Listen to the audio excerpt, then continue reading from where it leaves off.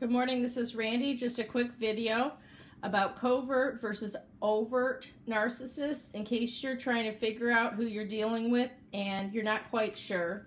Here's some ideas that I came up with that differentiate a covert from an overt narcissist. Now, both covert and overt narcissists abuse you and other individuals covertly. So that does not mean they are necessarily a covert narcissist. They both abuse individuals behind closed doors. What overt and covert narcissist is referring to is more of a type.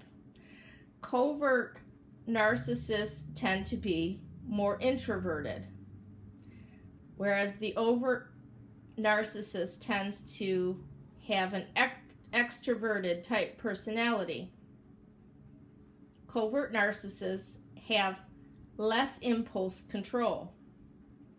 The overt narcissist tends to have more impulse control, more ability to hold it together, even under circumstances where they're criticized or receiving a narcissistic injury. The covert narcissist avoids social events like weddings and parties. The overt narcissist gravitates toward those social situations where they feel they can shine.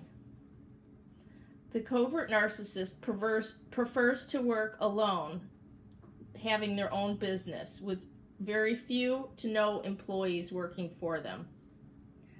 The overt narcissist is able to hold a job where they leave the house, interact with the same people daily, or interact with large numbers of new people.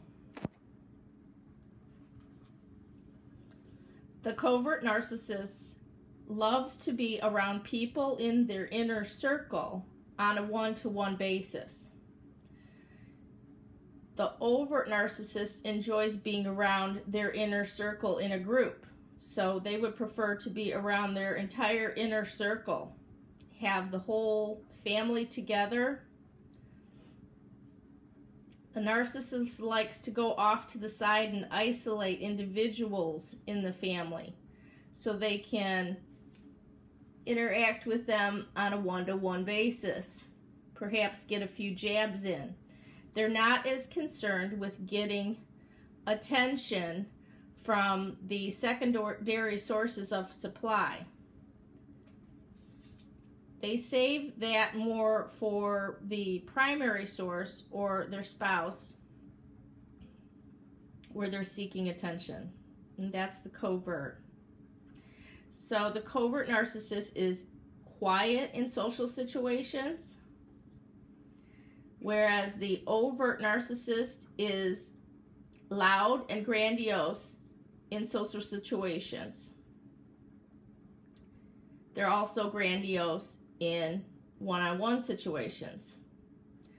The covert narcissist will only be grandiose in a one-to-one situation with a primary or a secondary source. They don't brag and boast in groups.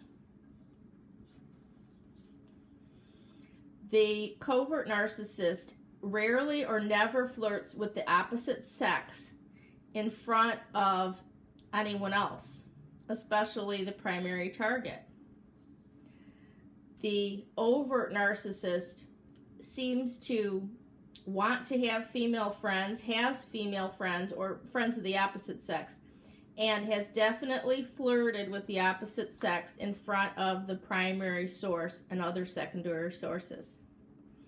So that's a little bit of the difference between the covert and the overt narcissist. In case you're wondering, overall the overt narcissist tends to have more control. I believe there are going to be fewer low-level overt narcissists, meaning covert narcissists would be low, mid-range, and high functioning. But I think for the overt narcissists, you would only find them to be in the mid-range and the high functioning.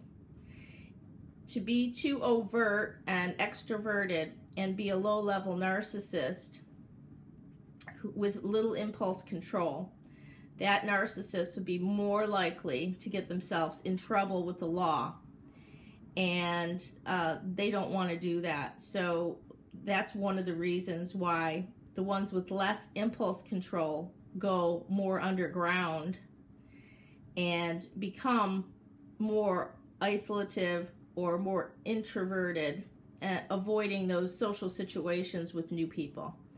All right, thanks for listening. Have a great day.